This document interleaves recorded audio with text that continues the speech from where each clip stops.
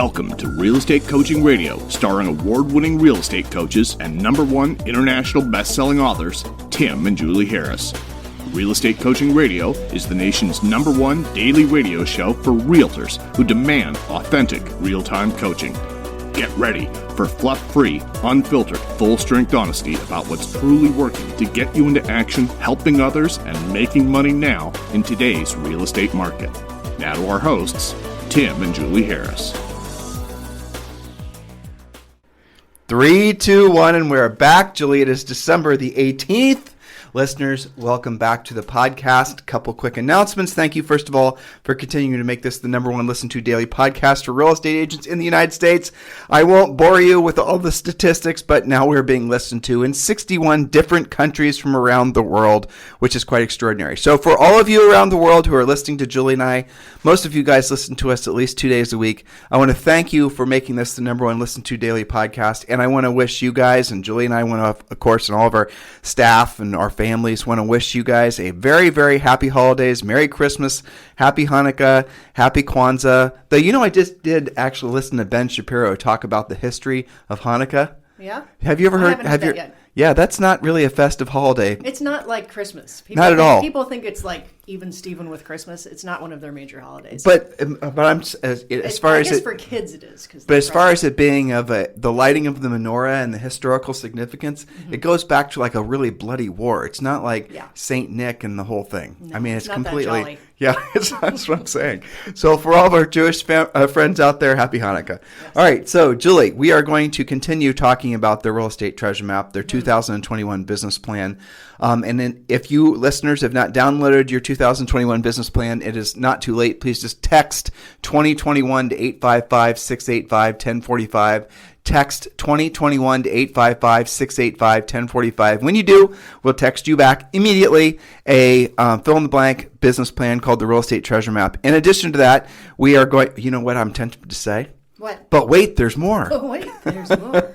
We're also going to give you 6 other books, and these are all downloadable. Think and Grow Rich for Real Estate. It is an iteration of the book written by Napoleon Hill called Think and Grow Rich. And Think and Grow Rich for Real Estate is the public domain version of the book where we added some real estate content. So make sure you guys are grabbing hold of that and reading it. And that's something that Julie and I are actually planning on listening to together on our walk starting today. As we walk we walk about every other day, about 6 miles, and the opposite days we go to the gym and we run, and then we listen to it then as well. But Think and Grow Rich is one of the great books for getting your head straight. It's one of those I don't know about all of you guys, but when it gets slower out and frankly, there's not as much to do business-wise, I have a very bifurcated emotional response. One side of it is I'm grateful for not having a bunch of appointments, but the other side of it is I don't know what to do with myself because I don't have a bunch of appointments. Yes.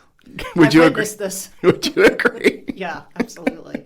So you have to be monitored. I have to be monitored. So what I do prior to the holidays, and I got my list going, is I make a list of books I want to listen to, and I also make a list of easy to do fun projects that are sort of mentally stimulating I'm going to do as well, because I understand myself well enough to know there's no way I'm actually ever going to completely vacation while on vacation. No.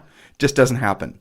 Absolutely. You take 2 or 3 days to slow down. I do too. I've been working on making that a shorter time frame, but yeah.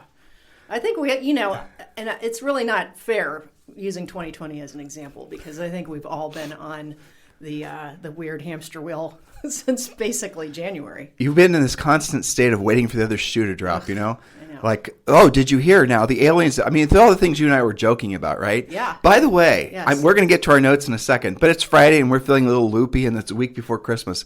But did you see the 2 articles I sent to you about aliens? The New York City sightings? The New York City sightings? I did. I didn't see, I'm not sure about the other one, but yes, I think we're going to have an interesting Sunday show. I think we're going to have an interesting 2021 is what I think we're going to have. Yes, hopefully in a good way, but right. yes. I mean, if you were to write down on a dry erase board all the crazy lunatic, crazy, just unheard of things that happened in 2021. I mean, you know, it wasn't just the pandemic. The pandemic was just starting the big ball of wax. And then you were to add on another list all the things that didn't happen that maybe in the craziest dystopian science fiction futuristic books that may have happened. Those are the things that we're expecting to happen next year. Yeah, there's still a list. There's still We're still working. boxes I was thinking, that need checked.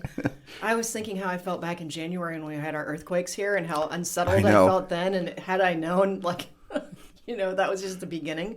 It's just such a weird. How many earthquakes do we have here in Puerto Rico? It was like over 20. It was tons. There were some days that we had 20. It depends on how big are you counting. Right. But, we had the month of January. I think there were definitely more than 20 that were over 4.5 or 5. And people think we're smart. Here's how smart we are. We moved to Puerto Rico without knowing one of the largest faults in the world. It's on the southern border of the island. And Puerto Ricans just get used to the earth shaking now and then. Okay, great. Yeah, good to know. So, don't forget about having to get a generator and all these other things that we do. And a backup water supply. And yes, the internet doesn't work half the time, but thank God T-Mobile's rolling out 5G all over the place. But that's Puerto Rico. But you know what? We get to walk to the beach every day. That's right. It's all good. But I did think it was a funny aha moment for both of us when we discovered that having a solar hot water tank maybe not such a great idea during a cloudy week. Why is our water so cold? Going back to how smart we really aren't. Yeah. So we put in a solar hot water tank because the hot water tank in our villa needed replaced. And it's a huge 600-gallon water storage thing. And, there's solar panels that heat the water. And the whole thing, you're thinking, oh, my gosh, Tim and Julie are so eco-friendly. And the whole thing is such a great idea because it's sunny. Okay, except, to Julie's point, if it's cloudy. Now, here's another thing to think about that we didn't consider. If it's cloudy the previous day, and then it becomes night. Right. Now you have not hot water, you have cold water. And the next morning, you are not having a hot shower. Or washing the dishes. Or doing anything. Welcome to our world in Puerto Rico. Which is weird in a place that's mostly sunny. But no, we could have had a hot water tank, but, we didn't think of that. Didn't think of that. Yeah. Well, anyway. but there's a flip side of it, too. Yeah. We do get to walk to the beach. We do have beautiful weather every day. Yeah. You and I, we grew up in the tundras of the, Ohio area, and we definitely are not missing winter. And you did trip on Ricky Martin on the beach the other day. Yeah, it's all good. It's all good. I can get over a lot. Right. But I just thought it was funny that back in January, I thought okay, now by the time it was February and the earthquakes were kind of over, okay, now we can get back to having a normal year. No, I was so wrong about that. I know. Anyway, we'll talk more about all this stuff on Sunday. We need to round the bend. We've been talking about the treasure map. Yes. And we are at the point where everyone has figured out their numbers and they are now saying, well, where am I going to get this business from? And so far we've talked about sourcing historically if you've been in business long enough to do this, newbies maybe not so much, but for the rest of you, where has your business actually come from? And what can you be doing to get more from those sources? Because that shows what you're good at. And go ahead. Well, I was only going to remind all of them, and make sure you go back at least the past 7 days and listen to the past podcast. We're helping you complete the treasure map because we went over in great detail what the first couple spokes on your lead generation wheel should be. So make sure you're going back and listening to those podcasts. And today, Julie, we did foreshadow that we were going to start talking to them about expireds. Yes. Okay. So we covered, as you said, in great detail, your past client center of influence, how to treat your database. What to say, how to say it, your whole 12-month plan. Why they matter. Which, by the way, the Harris plan doesn't cost you any money, does not involve pop buys or tchotchkes. Yes. So we've covered that ground. Now, and the points that we made about that are that is going to be an ongoing spoke that you nurture, you take care of, you grow, you prune, you preen for your entire career. It's not a one and done, set it and forget it. So we're going to leave that topic for now, and we're going to move on to people you don't know. So That's the difference. Center of Influence database, you know them. They're easier. They trust you. There you go. But now we're going to move on to people who you don't know. However, the cool thing about many of these categories is that the ratios it takes, the number of people you've got to talk to get results is far fewer. So when you're doing your lead generation wheel inside your real estate treasure map and you're trying to decide what your first spoke should be, it should be centers of influence and past clients. That's what we tell everyone to do because it's the easiest spoke for you to create because for the most part, even if you're brand new in real estate, you still know some folks. And if you don't, we give you some coaching and training on how to actually expand your the who you know category. We talked about that on the podcast a little bit yesterday. Mm-hmm. And unfortunately, because this is just a 30-minute show, we can only do a sort of a light dusting of the actual coaching content that you get as a coaching member. But at least this will get you guys going in the right direction, get your minds thinking more precisely about how to build your business and how to have an actual very profitable business. So Julie was just explaining the first category that we want you to focus on is the who you know category, because then you're going to, frankly, not need a lot of sales skills to know how to communicate with those folks and ask them for business. And again, we gave you some coaching on that in the last few podcasts. And now we're going to move over to what is the most lucrative aspect of the real estate business. And it's also, I want you to visualize a bridge. We're crossing from the who you know, land of the who you know, and now we're going to be crossing this bridge to the land of who you don't know. Now, the idea is if many agents will never even find the bridge, let alone have the chutzpah, and that's in honor of all of our people celebrating Hanukkah, chutzpah, right? Right. To cross that bridge. But right. Those of you who do have the courage to cross the bridge, you're going to soon discover that there's very few people that are willing to cross that bridge, and because most of them will never develop the sales skills or the chutzpah to actually learn how to go after business from people that they don't know. But the don't know categories, the don't know spokes are without a doubt the most profitable spokes in the real estate industry. And I'm going to set it up just by, this little mental exercise, because to me, when I say this, it makes me laugh in a kind of a snarky way, but still it is kind of funny. If I were to walk into a convention, and Julie and I have done this before, we actually have done exactly what I'm about to say. You walk into a room, and let's say there's 500 agents in the room, and some of them, unfortunately, fortunately, I should say, but unfortunately, know our jib jab, so they know what I'm setting them up for. But as I'm just replaying having done this before, where some people will know where I'm leading with my little trick here. But for those that don't, here's the question I ask. I have a list, and I walk in with a list of 500 or however many I have, people who absolutely positively want to sell their homes. And I'm going to auction, and it's all in your, let's say I'm speaking to somebody, a group, Jules and I are speaking to a group in Denver or whatever. And these are all people in your local MLS. They've already said that they want to list with an agent. They've already said they're going to pay a commission. They've already basically tested the market for their price. They've already basically everything, right? These are absolutely motivated. Let's say 90% of them are extremely motivated sellers. What would you pay for my list? And then Julie and I will start a live auction. It's a joke, but we'll say, what will you pay for these leads? Do I hear, and we have a list of 350 people here. Do I hear $350? Yes. Do I hear, and we can ratchet that up to thousands of dollars. And then I make the point. All right, so there's 350 people up here on this list. How much were you guys just all willing just to pay for these leads? How much on average? Thousands and thousands. And when we've done this, we've not done this live, obviously, for at least a year. But when we've done this, the average usually works out to be about $300 just for the basic information that we are having on our list. And we usually do have a real list. Sometimes it's just blank paper just to make a point. And then we say this. Well, guess what? You don't have to pay us anything for these leads because these leads are free. Right here in my hand, in Julie's hand, is a list of 350 people, 500 people, 50 people, doesn't matter, depending on the size of the market, of people that absolutely positively want to sell their house. You know what the price is. They're willing to pay a commission. Everything you need to know about the house. These are the best, most absolutely the rock star leads of real estate. And you get these for free. And they're like, what? Yes, they're in your MLS. They're called expired listings. Yeah. And then you always have, it's almost like clockwork. There are no expireds in our marketplace. Baloney. And then we start reading off the addresses of the houses. Do you know where the Oakhurst subdivision is? Okay. Well, here's 123, Pine Drive. It just expired. Here's one from six months ago that never got relisted. Here's one, and we start going down. There are expireds. There are expireds in every single market, no matter how hot that seller's market is. You just have to search, and sometimes they will be temporarily off the market. Sometimes they'll be expired. Sometimes they'll be withdrawn, notice default, all the different things that we teach you guys to pursue in our coaching business. Now, again, I want you to think, and this is the snarky laugh that I can't hold myself back from doing. I just did it. Because the reality of it is these leads are free, and yet you guys are willing to pay, and the number is in the billions of dollars per year to buy leads.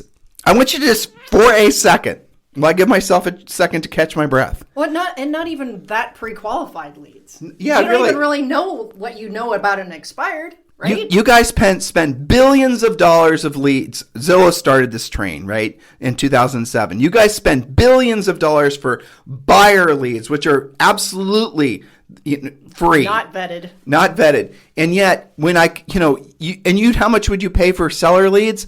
billions and billions and billions of dollars. Because if you have one listing, you're going to have to beat the buyers off the stick, especially in this market. And the listing itself might also be a buyer. Right. So one listing generates, in a market like this, probably 5 to 10 buyer leads. And how much are agents paying per year for buyer leads? Billions of dollars. So if you want buyer leads, take listings. And if you want listings, go to your MLS.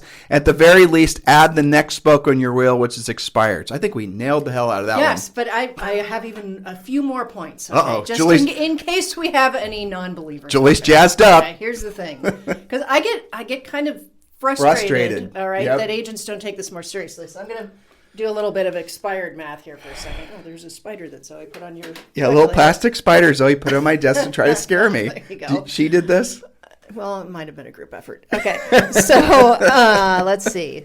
All right, so here's the thing. Before we do the math, what do we know about expireds? Now, you hit most of the nails on the head where you said the price has been vetted. So we know what the wrong price is. We know what the price isn't. We know what the price isn't. That makes your CMA easier. Right. I still love doing CMAs on expireds because there was already a fact that I could work with, right? Let me do the next one. Yeah.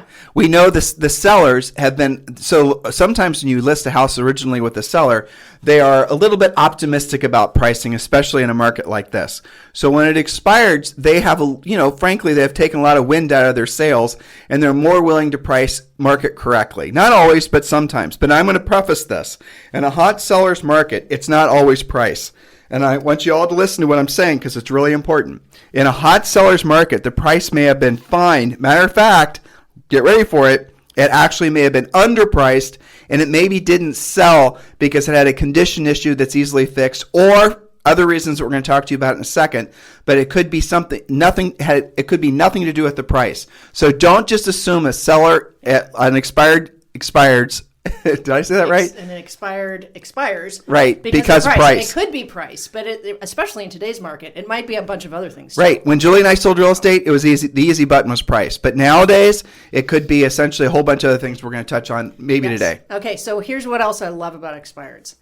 The agent that you otherwise would have been competing against if you had the listing lead in the first place. Probably that someone they knew. It's a more than likely, statistically high likelihood of somebody that they knew who they thought would do the job for them. But they didn't really qualify them based on experience. It was more based on relationship. Probably the agent that sold them a house or somebody they're friends their with. Their neighbor. Whatever. Sit next to them at church. Yes, but they thought that agent was the right agent for them for the job of selling the house.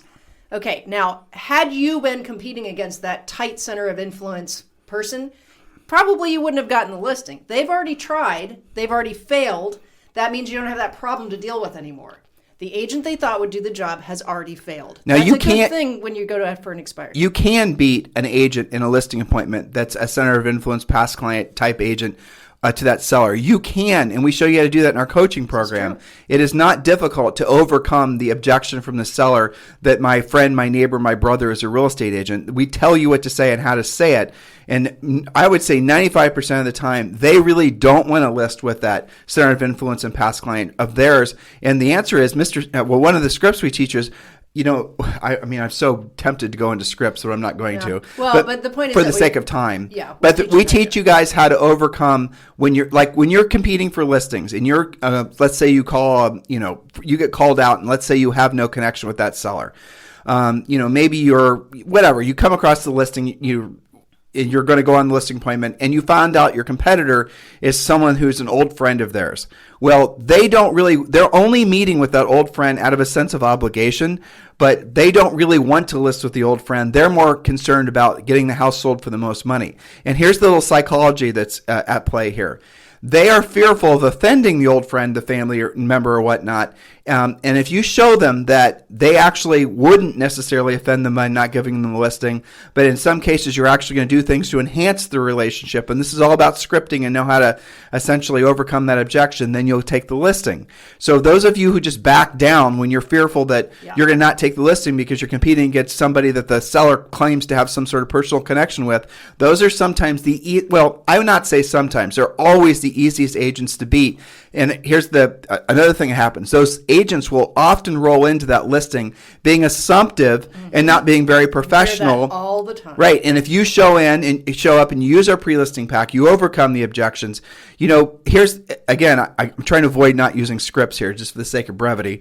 But the reality of it is sellers would prefer to keep their business and their personal life separate. That's how everyone is.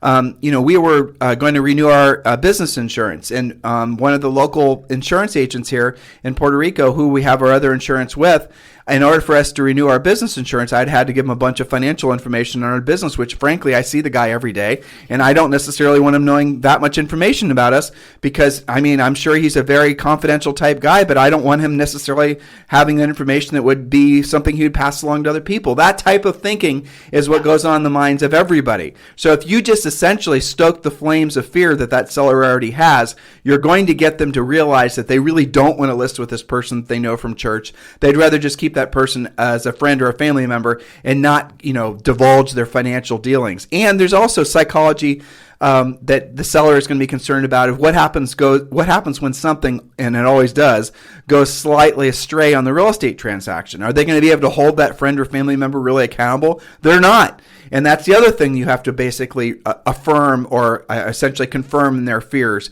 And that's ultimately the reason why or how we go about teaching our agents how to compete and win against agents who are essentially tied to that seller from some sort of non-business way. And that's how you guys can win. But you have to learn how to compete. That's really the bottom line. In fact, there's lots of situations like this where we have to coach agents depending on which side of the table you're on, right? So maybe sometimes you're that center of influence agent and you want to make sure that you are not assumptive, that you're not the only one who didn't present, for example, because you assumed you had it in the bag. We also have situations where maybe you are the neighborhood agent and maybe your next appointment, you're not the neighborhood agent. So we teach them how to handle both sides. Right. Well, you said something really important. And this is when we have coaching clients lose listings that should have been layups for them because they're centers of influence and past clients, 99.9% of the time is because they didn't follow the listing process and they took that seller for granted. They didn't pre-qualify. They didn't send the listing presentation. They didn't prepare to compete. And then a well-trained agent was able to basically sneak in and get that listing. I said sneak in because that the primary agent who should have gotten the listing had they been more professional, they weren't paying attention. Right. They were being assumptive. The seller decided to list their house with someone who was more professional, who they had more confidence in, would get them the result that they wanted. Which, by the way, this does circle around by why a lot of these listings expire. Oh, absolutely, it is. It is because those same agents are assumptive on price. Well, let's move the conversation forward. So you were saying that when you're essentially one of the advantages of going after an expired seller is they have exercised their prospective listing agent because they already listed with them. That agent failed to sell the house. All right, so here's the other thing that comes into play when you're chasing expireds like this. That same agent was probably afraid to tell them the truth about the feedback. That same agent was probably afraid to tell them the truth about the condition, about the fact that yes, you can't smell that cat pee. The fact that yes, they probably overpromised. Yes, they didn't do anything. Or didn't do anything is the most likely scenario. Worse. Right. And they don't, and neither party wants to get into the conflict of it, right? Right. So that's how things expire. And sometimes, even when it's a hot market like this and you're pushing the upper limits on price, there's a limit to aspirational pricing as well. So sometimes maybe you're like a tiny price reduction away from success. You just have to, know what your market is. The other thing that I really like about expireds is by the time something expires, because let's be honest, nobody thinks their house is going to expire. Right. When that sign goes in the yard, when it goes in the MLS, nobody's thinking my house is not going to sell.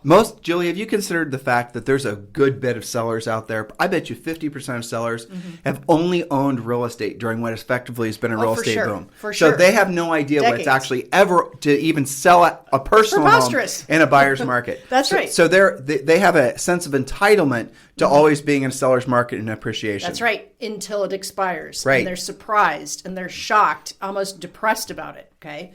So here's a fact. What an expired seller will do to get the house sold is different than how they felt about it when it was originally fresh. Right. Okay, they'll actually say, just tell me what to do to get it sold. Right. And that can be fixing the cat pee. It could be making it cuter on the outside, better curb appeal. It might be a price adjustment. It might be all of the above, right?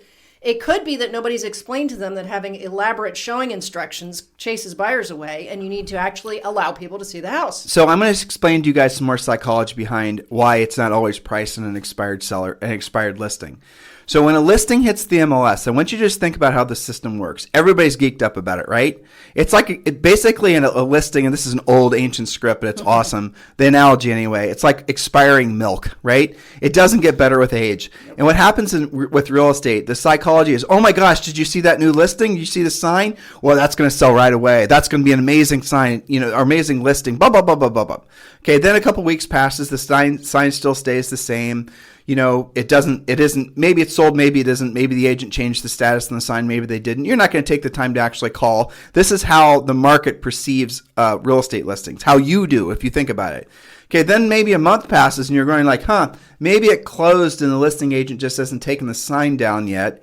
And then 45 days passes and then you're like, wow, there must be something wrong with that house that it didn't sell. And now, from a listing agent's or from a buyer's agent's perspective, the psychology is even harsher. Most agents, if they'll look in the MLS for listings available, and then they'll start fielding them by how long they've been for sale. And as soon as it's been for sale in most markets more than 30 days, a lot of agents won't even show them, depending on how deplete the inventory is of inventory. The market is of inventory. It's like the billboard that you've passed on the freeway 20 times. You stop seeing it. You don't even see it anymore. Right. But in real estate, not only do you not see it anymore, you start assigning really, it must be problematic. It must have a condition issue. It must this, the other thing. And then what happens is a house, because maybe the listing agent did a really crappy job getting the word out about the house. Maybe the listing agent didn't do a great job of following up on leads. Maybe the listing agent did a terrible job of negotiating contracts. Maybe all these things are true, plus the seller was a bit of a pain in the butt to Julie's examples that she just gave. Then what happens is the showings drop off. And if you look at the matrix on, there's a great service called Showing Time. And if you look at their statistics that they publish, you'll see that most new listings get the most showings in the first really 7 to 10 days. And after that, it drops like a rock. Why does it do that? Because basically all the viable buyers in the marketplace who would have, been interested in the house, saw it, didn't like it, moved on, or wanted to see it, couldn't get into it, bought something else. So the market essentially is, it'll thin its herd really almost urgently, 2 weeks or less on every new listing. And then what happens is the house starts to linger. And then the longer it lingers, people just assume it's problematic. And then the showings really come to a dead stop. All because the house was not positioned correctly in the market when it hit the market. Which is all curable by you, the new listing agent. But here's a little miracle of miracles. And remember, I told you this, and this should motivate all of you. And I can remember dozens of examples like this, and I'm sure Jules will as well. Mm-hmm. And here's the scenario. You're going to call on an expired listing. On January 2nd, you're going to call on an expired listing because you're going to hear us tell you and plead to you to make expired your first proactive spoke. And you're going to call that seller. You're going to set the appointment. The seller's you're going to do your CMA ahead of time. You're going to pre-qualify them. You're going to know everything you need to know.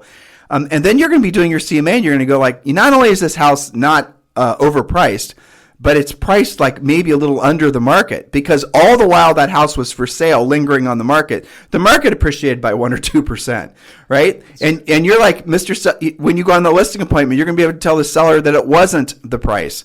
And now you're going to go out to the house and maybe you're going to see that there's not even a condition issue. Maybe there's not even a location issue. And it's like, why the hell didn't this house sell? Because 6 months ago there was a condition issue and the seller had since fixed it. But because time passed, the milk was spoiled and people stopped wanting to see it. Now here's where it gets wacky.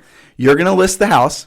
You're going to take fresh pictures. You're going to write a fresh description. You're going to put it in at the same price, if not maybe in some cases slightly more, and it'll sell instantaneously. This is a fact. Yep. This is something agents don't really realize. But if you watch your hot sheets every day, you'll notice that relisted expireds do have a lot lower days on the market when they, because they're going to sell right away. Right. So, and I have to get ready to go to an appointment. But before I go, I want to make some math out of this, right?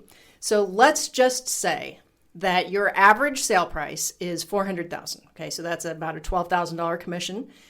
Let's just say I'm keeping it relatively low. A lot of these guys is double that, but let's say it's $400,000. Well, Jules, the average sale in the United States right now is $309,000. Yeah, it's absolutely creeping up. So what was your average you were using? I was using $400,000.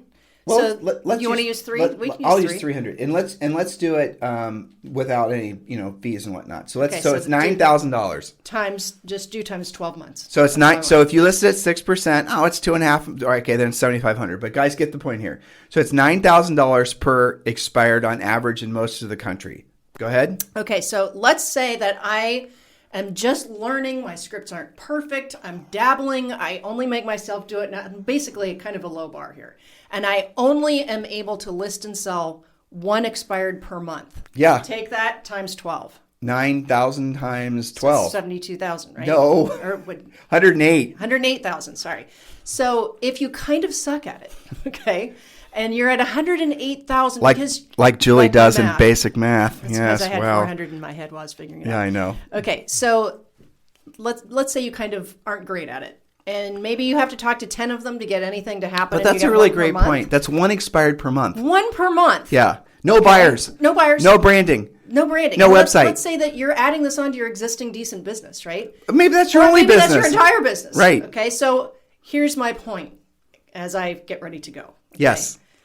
By not doing this and not taking it seriously, this podcast, our coaching, the scripts that go with it, and not taking it seriously, you are saying, oh, no, to those sellers who are highly motivated, who have to sell, whose price whose you don't have much competition with. we're not You're even saying, no, you keep your 108,000. I'm not interested. And we're not even taking into account the listings you double end. Or getting buyers from the expireds who haven't bought yet. Or the sellers that basically have to buy. All the lead generation that comes off of your sign. Exactly. Getting a sign. And, here's something else I love about expireds that you can't really say about anything else except maybe for sale by owners, okay? Yeah. Is let's just say that I'm somebody that one of my goals is to raise my average sale price. Maybe not a ton, but maybe I want to go from an average of 300 to an average of 500, okay? And there's plenty of neighborhoods where I sell that I can do that.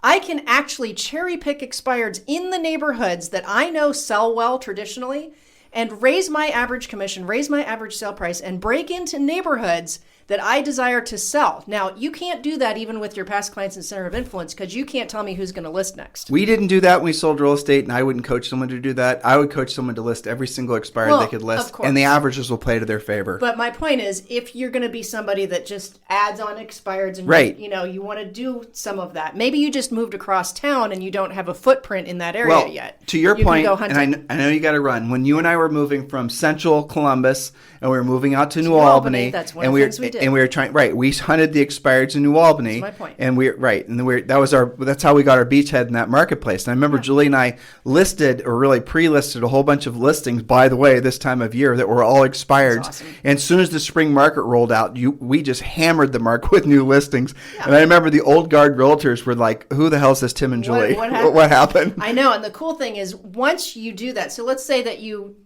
get a couple of expireds going, your for sale sign and your home brochures don't say, I got this because it was an expired. It just says sold. And now you've got a footprint in that neighborhood. Right. You've got marketing you can put behind that. Not just that. The neighbors are going to see that you sold something that Betty Bebop, the old guard roller, wasn't able to sell. Hers sat there for 6 months or a year. Yep. Yours went up and down in less than 60 days. Yes. They're going to call you when they want to sell their house. That is how your point. We're not just talking about that 108,000. We're talking about everything that comes from every sign that you do.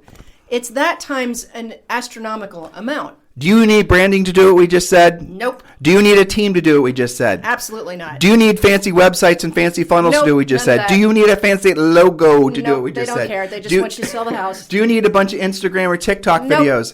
Okay. Nope, none of that. And we can go down the litany of other things you guys are wasting your time on. Yeah. We told you exactly what to do and exactly how the systems and the math works. And how you're going to argue in your head with this it's an exercise in futility. Stay focused. Realize that your best years ahead of you there's still ahead of you for your business and personal life.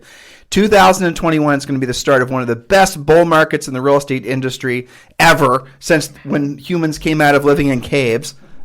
And Julie, thank you for a great podcast today. You should do the math if they don't suck at it. Let's say they did 4 a month. Yeah, exactly. I know. I hear you, sister.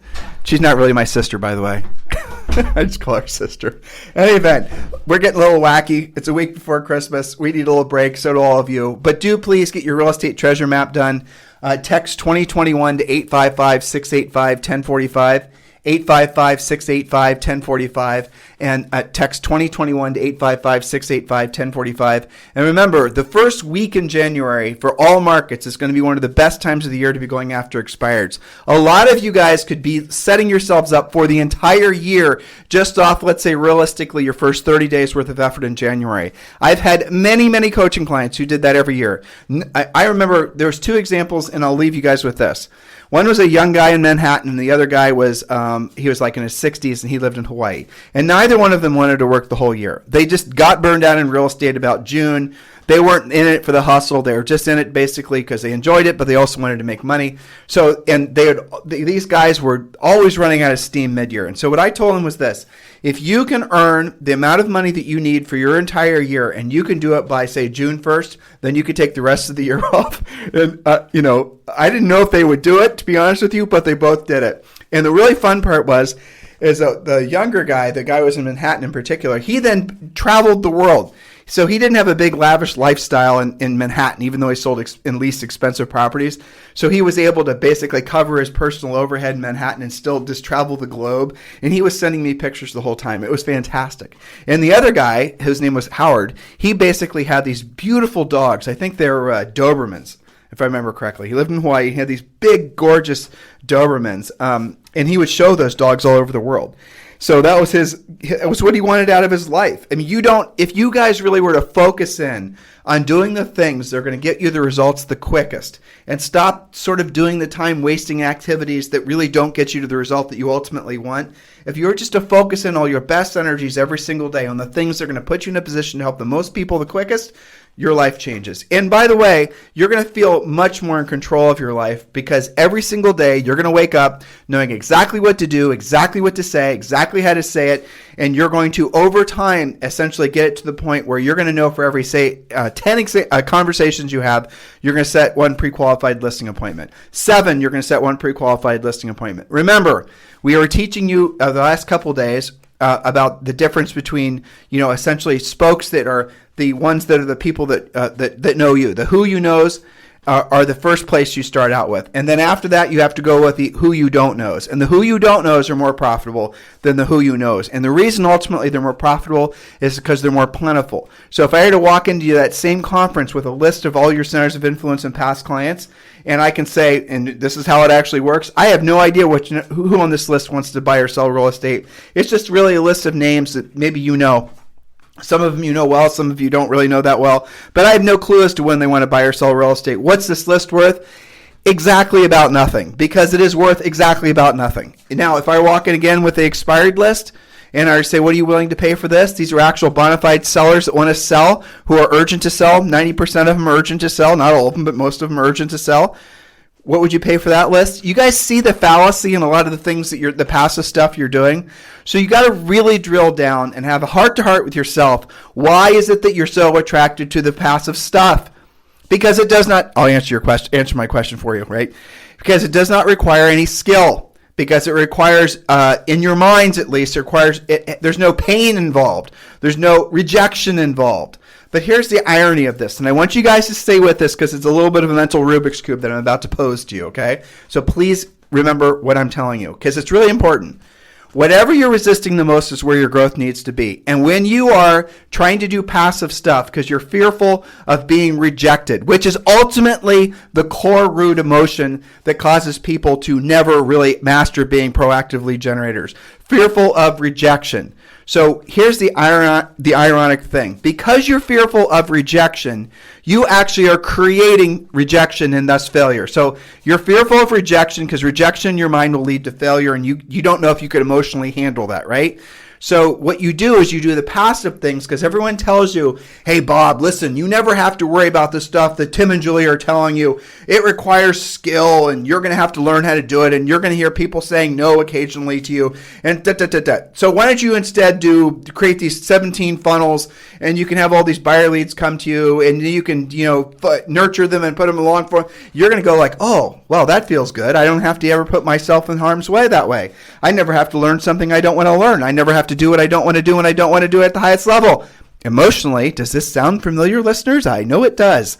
So then what happens is you actually create the failure that you're trying to avoid, because if you have the financial staying power, maybe you can stay in the business for 3, 4, 5 years, and you can keep financially feeding these passive things to the point where they'll start sprouting the occasional transaction. Not very many of you have that kind of financial staying power, do you? So why would you waste your time doing those things? Again, it goes back to your fear. The fear of basically not knowing what to say, how to say it, your fear of rejection, which will ultimately lead to failure. Those are all fear-based things. They're all in your head. But by doing the things that the people are selling to you, who are essentially manipulating you based on your fears, you actually create or manifest the exact end result, which is the failure. You get it?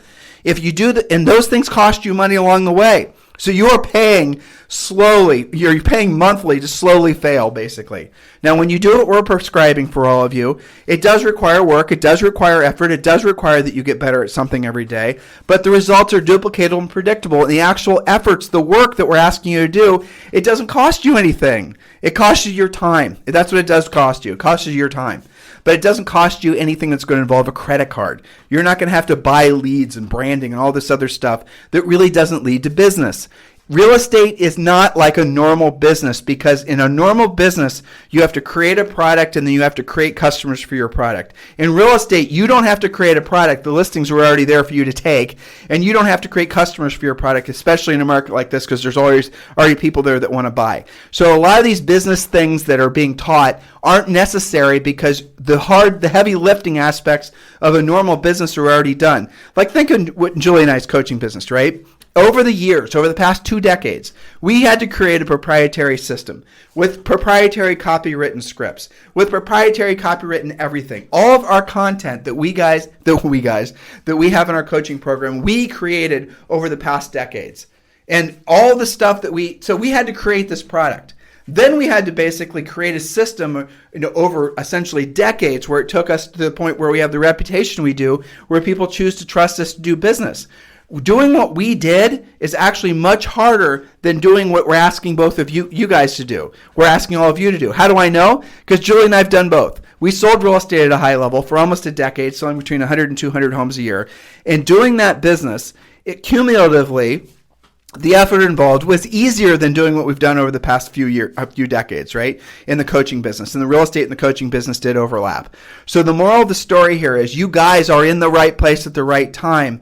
Please do not feed into your fear, and do not give in to your fear of rejection, of failure, of all these types of emotions that these people manipulate you through to get you to buy the passive stuff.